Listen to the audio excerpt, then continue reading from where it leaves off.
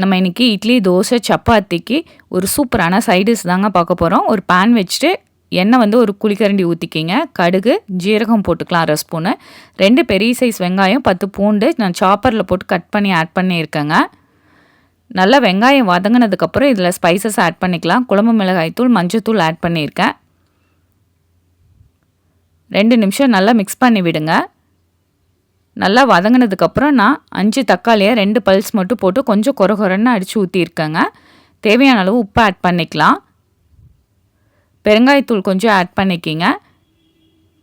செய்கிறது ரொம்ப ஈஸி தாங்க. நல்லா ஒரு 10 நிமிஷம் கொதிக்க விடுங்க. இந்த மாதிரி கெட்டியாயிரும். எண்ணெய் நல்லா பிரிஞ்சு வந்ததுக்கப்புறம் ஃபைனலாக கொத்தமல்லி இலை ஆட் பண்ணிவிட்டு நீங்கள் ஆஃப் பண்ணிக்கலாம்.